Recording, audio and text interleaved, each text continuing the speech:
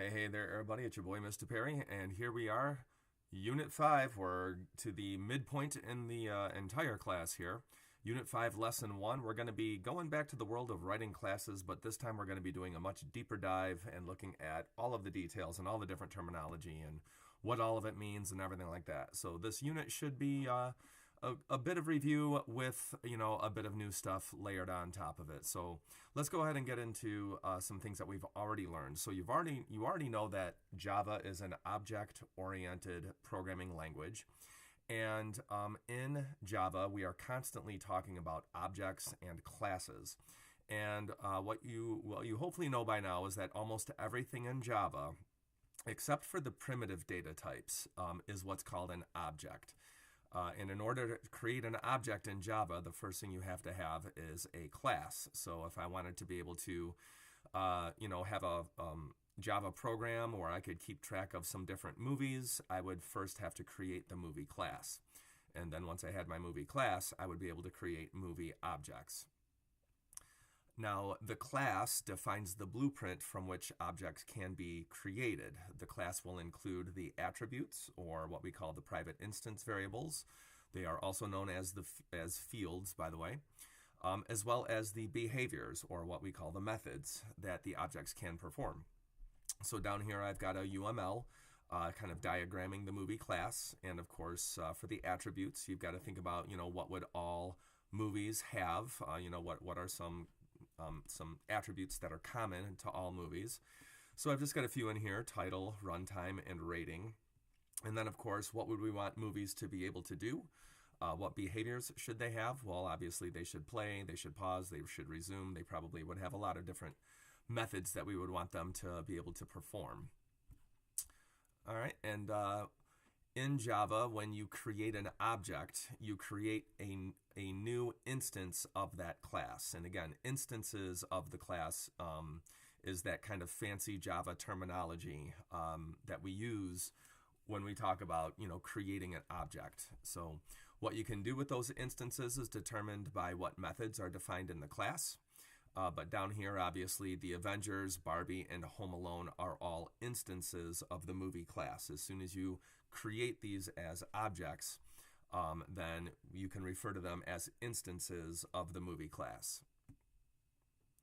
And when we look at what a class file is, how a class file is typically structured, there's basically three main parts to them. You've got, after your class header, you're going to have your instance variables, and then you would have your constructor or maybe constructors, and then you would have all of your methods. And it typically goes in that order. So to create a class, hopefully by now you already know public class, and then name of the class is what you need. So it's always public, and then class, and then the name of the class, and of course it needs to be capitalized. The entire class file is included between a set of curly braces, so that's how you start writing a class. And then, of course, next come the private instance variables. So you look at your attributes from your UML, and you say, okay, well, I need a title, and that should be a string. But of course, instance variables are always labeled as private. So you say private string title. And then you look at it and say, okay, well, I also need a runtime, which would be represented by an integer. So private int runtime. And then, of course, rating would need to be stored as a string. So it would be private string rating. Always start with the word private, and then add the data type next. And then, of course, the variable name is what comes at the end. You declare the variable name for each instance variable. And let's take a minute and talk about the difference between private versus public. So in Java, anything that's labeled private can only be accessed within that class. Instance variables are typically labeled private, and this is what's called a data encapsulation. So essentially what it boils down to is when you create an object of a class and you set its initial state by passing in, arguments to become, parameters for the constructor, and then of course those get attached to your instance variables. At the end of the day, you don't want your instance variables to change very easily. And you want to keep them somewhat protected because if you create an object of a class and then the data that defines that object, if that can easily be manipulated from outside of the class, then that just kind of opens things up to stuff going wrong. So Private basically means if I want to have access to title, runtime, or rating, that means I need to be in the movie class. If I'm in any other class, I cannot get direct access to these values. But that's also why we create get methods and set methods. The get method is a public method that will gain access, kind of indirect access to your instance variables. So that's really the point of get methods and set methods is even though the instance variables are labeled private and they are only accessible in that class, you can gain indirect access to them using the get methods and the set methods. So return title in this method obviously is going to be returning the instance variable title. But again, you've got to use the get title method in order to gain access to it. Data encapsulation is basically this idea that instance variables and the code acting on the data are wrapped together into a single unit, and the implementation details are hidden. This protects the object data and makes debugging programs more manageable. So if I had, my movie class over here, and let's say that I was in the main method in a completely different class, and if I instantiated a new movie object called M1 and passed in Dune, and then if I did string movie name equals M1.title, what this programmer is doing right here is they are trying to gain direct access to the title of the object M1. And, again, because this is labeled as private, this would throw an error because you can't just, outside of this, movie class, you can't just say, go ahead and, fetch me the title for, this particular one.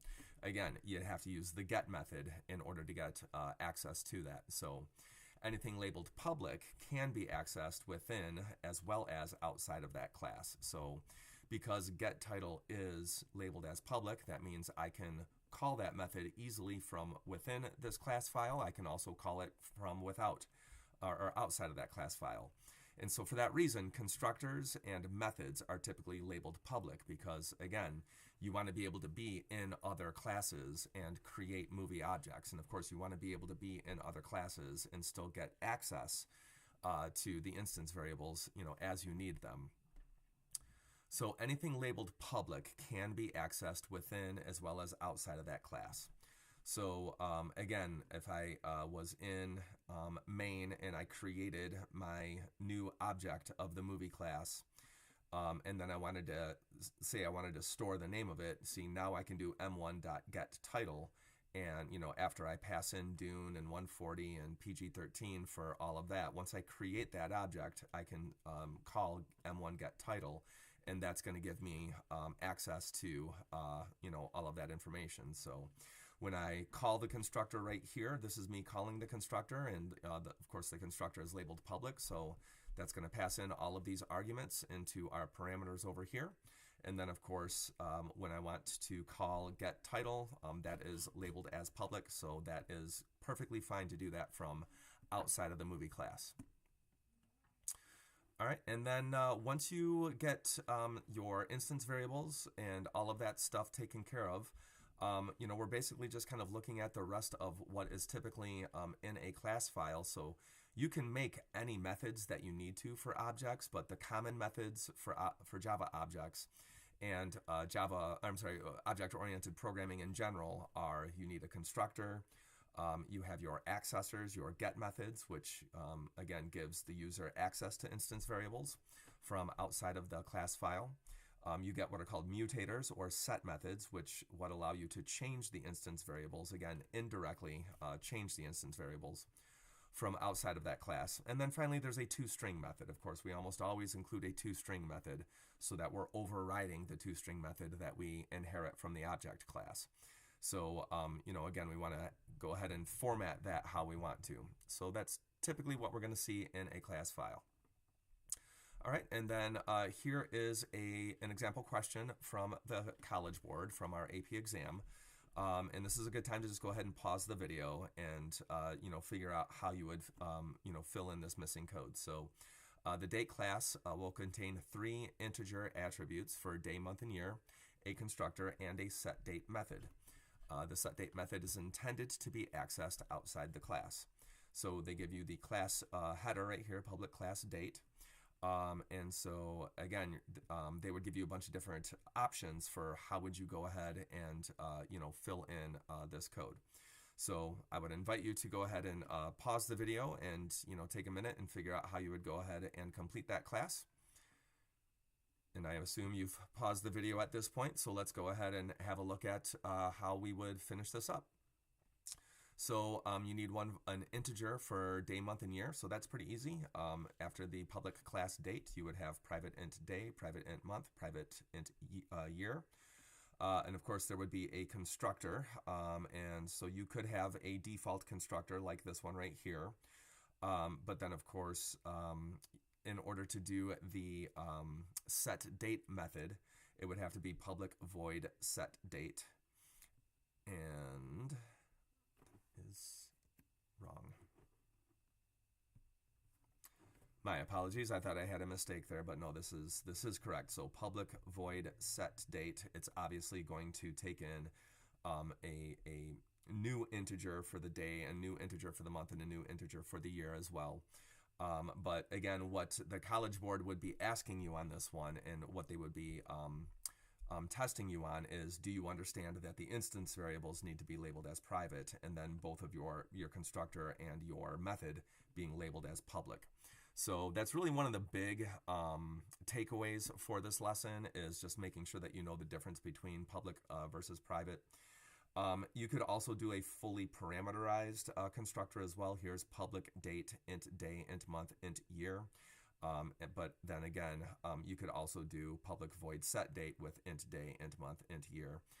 Again, that would also work as well. But again, just, the main difference between private versus public, that's one of the big takeaways for lesson 1.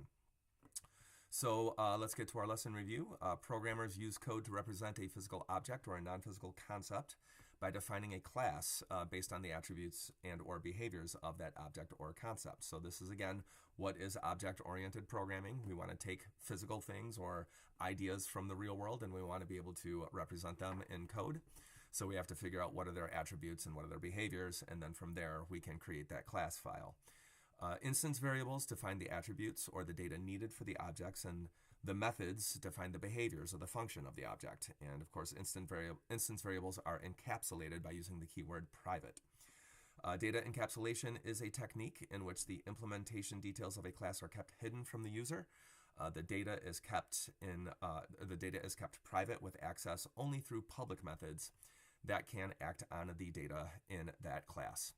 And with that, guys, we've come to the end of this lesson video. Thanks for watching. As always, leave a question or a comment, and I'll see you in class.